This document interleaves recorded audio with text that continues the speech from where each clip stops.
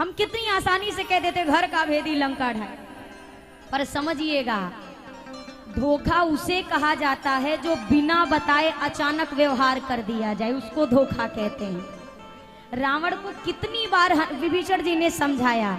विभीषण जी को जब रावण की बात रावण जब बात सुनने लगा विभीषण जी की, विभीषण जी की बात नहीं अच्छी लगी तो क्या किया रावण ने? चरण प्रहार किया। जैसे चरणों से प्रहार किया, इसके बाद विभीषण जी खड़े होकर कहते हैं तुम पितु सरी से भले ही मोही मारा, भले आपने मुझे मारा, आप मेरे पिता के तुल्य हो, मेरा आपका अधिकार है मुझ पर, फिर भी कहता हूं भैया राम जी को पकड़ लो, उसी में आपका हित है। इतना सुनकर रावण ने फिर डांटा, बोला मूर्ख, अगर इतना ही शत्रु प्यारा है तो जा शत्रु को ही नीति समझाना, मुझे समझाने की आवश्यकता नहीं। इतना जब कहा तो विभीषण जी जाने लगे। और लिखा है मानस में, रावण जब ही विभीषण त्यागा, भयउ विभव भिन्न तब ही अभागा। किसने त्यागा? रावण। ये क्या लिखा कि विभीषण जी ने रावण को त्यागा है? नहीं, रावण ने विभीषण का त्याग किया। और जिस घर से संत चला जाए, भक्त चला जाए, वहां की लक्ष्मी स्वतः नष्ट हो जाती है, स्वतः। सुमति और कुमति कुछ ऐसी चीजें नहीं, सब हमारे ही बीच में रहती हैं। केवल हमारे जीवन की जो जीने की शैली है, जो व्यवहार है, जो आचरण है, वही हमारे घर में सुमति या कुमति को लाती है। ब्रह्मा जी ने से एक बार कुमति ने शिकायत किया ब्रह्मदेव से कि सभी लोग सुमति को चाहते हैं, मुझे कोई नहीं चाहता, क्या कमी है? हम दोनों को आपने बनाया है, फिर क्यों लोग इसे अपने घर में बुलाना चाहते हैं, मुझे भेजना चाहते हैं, क्या कमी है? ब्रह्मदेव ने सुमति और कुमति से कहा कि तुम दोनों लोग एक बार थोड़ा चल के दिखाओ मुझे, चल कर। एक बार सुमति गई, लौट कर आके खड़ी हुई, फिर कुमति गई, लौट के आकर खड़ी हुई। बोला क्या कमी है मुझ में? दोनों ने प्रश्न किया। ब्रह्मा जी ने कहा सुमति तुम आते हुए अच्छी लगती हो, और कुमति तुम जाते हुए अच्छी लगती हो। दोनों अपनी जगह पे हो, पर एक का आए जब तब शोभा बढ़े, और एक घर से जाए तो घर की शोभा खिले। विभीषण जी को त्यागा, विभीषण जी शरणागत हुए। इसके बाद रावण ने 2 अपने सेवक भी भेजे विभीषण जी के पीछे, देख कर आओ शत्रु के सेना में क्या क्या व्यवस्था है। गुप्तचर सुक और सारन, ये दोनों पकड़े गए। लक्ष्मण जी ने एक पत्रिका दी, बोला जाकर रावण को सुना देना। ये दोनों पहुंचे, रावण ने अब प्रश्न किया क्या क्या है, कैसी सेना है, सबसे बलवान कौन है, कितने वीर योद्धा हैं? सुख सारन ने कहा देखो महाराज, सबसे बलवान बंदर कौन है ये तो पता नहीं लगा पाए, क्योंकि तब तक हम पकड़े जा चुके थे, पर उस पूरी सेना में सबसे कमजोर सिपाही कौन है वो हम बता सकते हैं।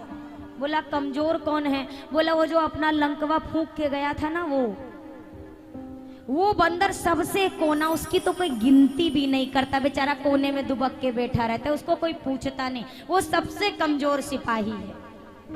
मानो ये सुख सारन भी चाहते हैं कि रावण के दिमाग में इतना भर दो कि ये सोच के ही डरा जाए, युद्ध ना करे, पर वही अभिमानी है जिसने किसी की नहीं मानी है युद्ध के लिए। अब इधर प्रभु ने कहा क्या किया जाए, समुद्र पर सेतु बांधने का प्रस्ताव समुद्र ने रखा। सेना उस पार उतरी तो ऐसा नहीं कि प्रभु ने सीधा आक्रमण कर दिया, प्रभु ने फिर से समझाया, पुनः समझाया। किसके माध्यम से?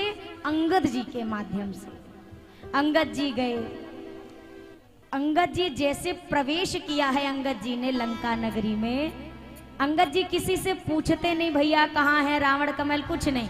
जैसे अंगद जी को देखा लंका के राक्षस, महाराज रावण का महल ऐसे दाहिने से जाके सीधा है, आप चले जाना। अंगद जी ने कहा बढ़िया रौब जमा के गए हैं हनुमान जी, हमें तो कुछ करना ही नहीं पड़ रहा है। सब अब हल्ला मच गया, फिर से बानर आया है, फिर से बानर आया है। एक दूसरे से कहने लगे खबरदार इस बार जलाने वाला कोई ज्वलनशील आइटम निकाला तो जहां जहां है सब छुपा के रख दो, कुछ नहीं दिखना चाहिए बानर की आंखों में। अंगद जी महाराज पहुंचे, और जब रावण के दरबार में अंगद जी गए, रावण ने कहा कौन हो तुम? अंगद जी ने कहा मैं राम जी का दूत हूं। फिर पूछा कि अंगद यानी वो तुम बाली के पुत्र तो नहीं हो? बोला हाँ हूं, मैं उन्हीं का पुत्र हूं। बोला अरे बाली कैसा है? अंगद जी ने कहा अरे रावण अब मैं क्या बताऊं, 4 दिन बाद तो तुम खुद वहीं जाने वाले हो, आमने सामने से बैठ बिठा के बात कर लेना कैसे हो, एक दूसरे का हालचाल ले लेना अच्छे से। तब तक पता चला बाली का वध हो चुका है, राम जी ने किया। अब रावण कहने लगा अरे मूर्ख, शत्रु के साथ जाकर मिला है, जिसने पिता का वध किया उसके साथ जाकर मिल गया है तू।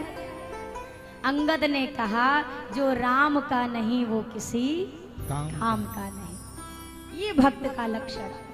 अंगद जी ने कई प्रकार से समझाया। अच्छा दोनों की भाषा बड़ी अलग थी, बड़ी अलग। हनुमान जी शास्त्रवत भाषा से समझाने गए थे, क्योंकि विद्यावान गुणी अति चातुर हैं। बड़ी सरल भाषा है, आप दर्शन करिएगा। रावण कभी सठ कह रहा है, कभी कुछ कह रहा है, और हनुमान जी हाथ जोड़कर रावण मान लो।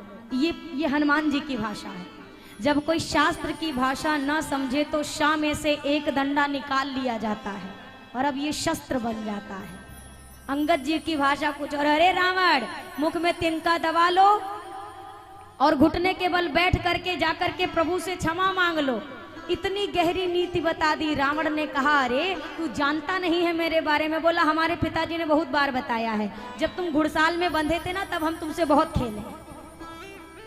रावण ने कहा कि ये तो चुप ही नहीं होता। अंत में अंगद जी ने अपना पैर जमाया धरती पर।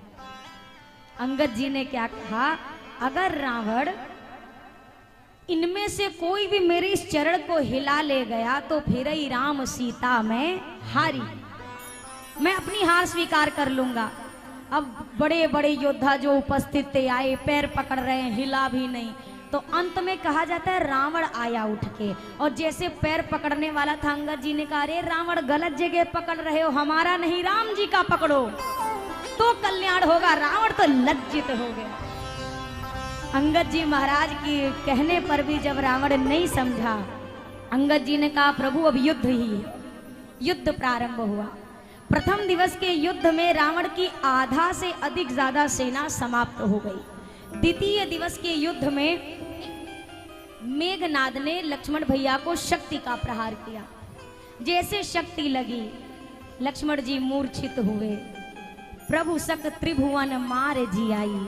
प्रभु के अंदर वो क्षमता है जो त्रिभुवन को मार सकते हैं और जिला सकते हैं, तो क्या अपने भाई को नहीं जिला सकते थे? प्रभु का शायद विचार रहा हो मेरा छोटा भैया 14 वर्षों से सोया नहीं है, सब संजीवनी बूटी में फंसे रहे, इसी बहाने मेरे अनुज को एक रात्रि की नींद मिल जाएगी। हनुमान जी गए बूटी लेने। जैसे बूटी लेकर वापस आ रहे थे, भरत भैया को लगा कोई अयोध्या पर आक्रमण की दृष्टि से असुर जा रहा है। बाण छोड़ा, बाण लगते ही हनुमान जी महाराज नीचे गिरे। जब राम राम सुना भरत जी कांप उठे। मैंने फिर एक बार प्रभु के प्रेमी को घात कर दिया। अगर वास्तव में मन क्रम वचन से मैं प्रभु के चरणों का दास हूं तो हे कपिवर आप तुरंत स्वस्थ हो जाइए। हनुमान जी उठकर बैठ गए। भरत जी ने बार बार क्षमा मांगी, मुझसे भूल हुई। बोला नहीं नहीं सरकार, आपने बड़ी कृपा की जो आपने मुझे बाण मार के यहाँ गिराया। भरत जी ने कहा कैसी कृपा? हनुमान जी ने कहा प्रभु अयोध्या तो वो धरती है जहाँ पर स्वयं भगवान भी साकेत छोड़ के नीचे आ गया, और यही की धरती से हनुमान ऊपर ऊपर जा रहा था। आपने बहुत अच्छा किया जो मुझे नीचे इस रज में लेकर आए। प्रणाम किया। यहाँ पर एक कथा कही जाती है कि सुमित्रा मैया को सूचना मिल गई कि लक्ष्मण जी को शक्ति लगी है। धन्य है वो जननी। सुमित्रा माँ ने कहा मुझे लक्ष्मण की चिंता नहीं, मुझे राम की चिंता सता रही है कि मेरा राम अभी अकेला है। कपिवर अगर लक्ष्मण के प्राण बचते हैं तो ठीक, और ना बचे तो तुरंत सूचित करना सुमित्रा का दूसरा लाल अभी जीवित खड़ा है, वो अपने भैया की सेवा में जाए। उर्मिला माँ को जब देखा, हनुमान जी कह रहे हैं माँ आपका सुहाग आज इस स्थिति में है, आपको डर नहीं लग रहा? हनुमान जी से उर्मिला मैया ने कहा हनुमान जी जो रो रहा है वो पीड़ा में होता है, जो सो रहा है वो तो परमानंद में होता है। प्रभु की गोद में है। मुझे नहीं लगता कि मेरे स्वामी को कुछ हुआ है। मेरे प्रभु ने उनको निद्रा देने के लिए यह सारी लीला रची है। ये तो मान लीजिए त्रेता की घटना है। हमारे आपके सामने अभी जो सुंदर समय आने वाला है रामलला के प्राण प्रतिष्ठा महोत्सव का, क्या इसमें इतनी आहुति नहीं पड़ी है? आपने कुठारी बंधुओं का नाम सुना हो। एक वो मैया थी, 2 बेटे प्राण दे चुके थे रामलला के लिए, और उस माँ का जब इंटरव्यू लिया गया तो मैया कहती है मुझे दुख है कि मेरा कोई तीसरा बेटा नहीं है, होता तो मैं उसको भी अपने रामलला के लिए न्यौछावर कर देती। भैया ये जो अवसर आने वाला है ना, बहुत बहुत लोगों की तपस्या का परिणाम है। हम आप बड़े भाग्यशाली हैं, किया कुछ नहीं है पर सब कुछ पा रहे हैं। हम बड़ भागी हैं, बहुत भाग्यशाली हैं। अरे रामलला के जैसा सरकार दुनिया भर को छत दे दी थी और हमारे रामलला कागज दिखाते कोर्ट में हाजिर हो रहे। इतनी सरलता किसमें आपको मिलेगी? हम अपने अपने घरों में और रामलला हमारे टेंट के भीतर बैठे। जिसने वो दृश्य देखा होगा उसको अब लगता है कि तब क्या था और अब क्या है। वो इतने से, ये जो हमारी सरकार है ना, ऐसे छोटे से एक निगाह ना डालो। आप ये सोचो रामलला के वस्त्र भी अगर बदलने हैं तो कोर्ट के सामने पहले एक हाजिरी डालनी पड़ती थी, एक एप्लीकेशन डालना पड़ता था। कपड़े फट जाए तो फट जाए, चेंज तब तक नहीं हो सकते जब तक कोर्ट से ऑर्डर ना पास हो जाए कि आप चेंज करो। इतनी प्रतीक्षा, इतने भक्तों की प्रार्थना, इतने लोगों की आहुति, जिसका परिणाम कि अब रामलला से भी रहा नहीं गया और बोले मैं आ रहा हूं। बहुत शुभ समय है। इस दिन को तो आप यहां रहो, आप अयोध्या रहो, जहां रहना,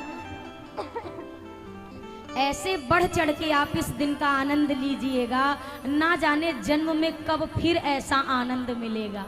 मुझे लगता है वो त्रेता काल का जो समय था जब रामलला आए थे, हमारे लिए तो हमारा ये कलयुग ही अब त्रेता काल बनेगा और हम इसी में उस उत्सव का आनंद लेंगे। आप जहां रहना इतना झूम के आनंद मनाना। ऐसा मत सोचना अयोध्या में नहीं, वही आपकी अयोध्या है जहां पर आपने अपने रामलला को बिठा दिया है और वहीं पर आनंद से इस दिन का स्वागत करिएगा।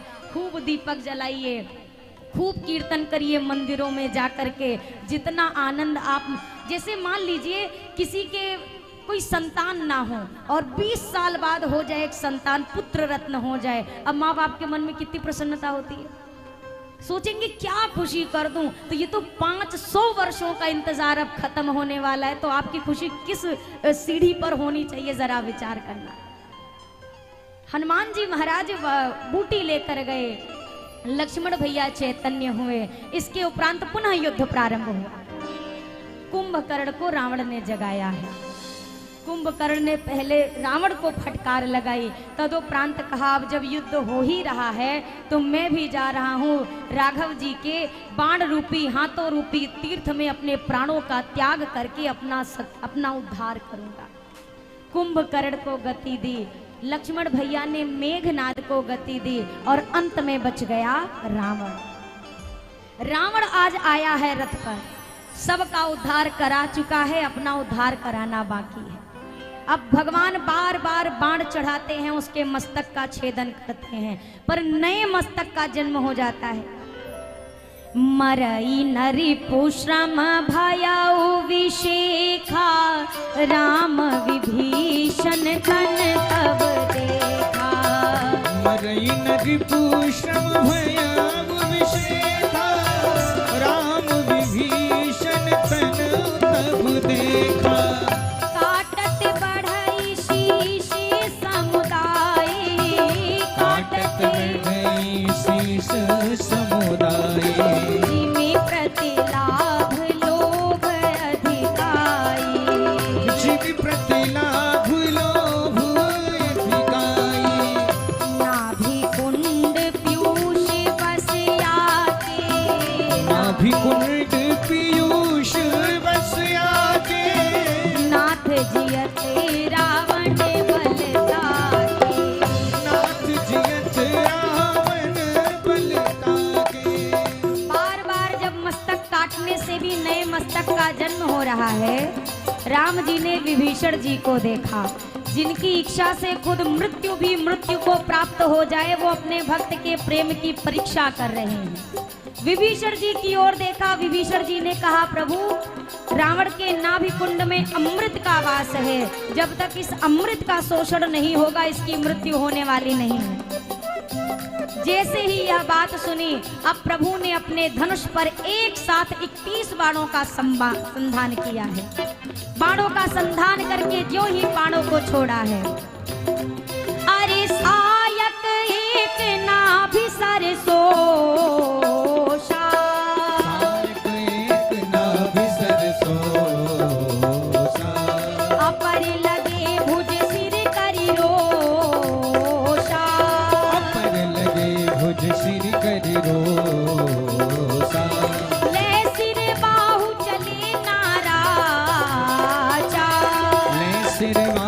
चले नाराजा, अरे सिर भुजहीन रुंड महिनाचा, सिर भुजहीन रुंड महिनाचा, डोली भूमि गिरत 10 कंधर, डोली भूमि गिरत 10 कंधर, क्षुभित सिंधु सरिदी गज भूधर, क्षुभित सिंधु सरिदी गज भूधर, अरे गरज उमरत घोर रव भारी, गरज उमरत घोर रव भारी, कहाँ राम रन हतो पचारी, कहाँ राम रन हतम पचारी, कहाँ राम रन हतो पचारी। जैसे ही अमृत का शोषण हुआ, प्रभु ने 20 बाणों से 20 भुजाओं का छेदन किया, 10 बाणों से 10 मस्तक काटे। रावण का भुजहीन शीरहीन शरीर धरती पर गिरने लगा। मृत्यु के अंतिम क्षणों में रावण के मुख से निकला, कहाँ है राम, आज रण में उसे पछाड़ कर रहूंगा। राम कहते ही उसकी मृत्यु हुई, वो प्रभु के धाम को गया। देवता आकाश से सुमन बरसाने लगे। बोलिए सियावर रामचंद्र की।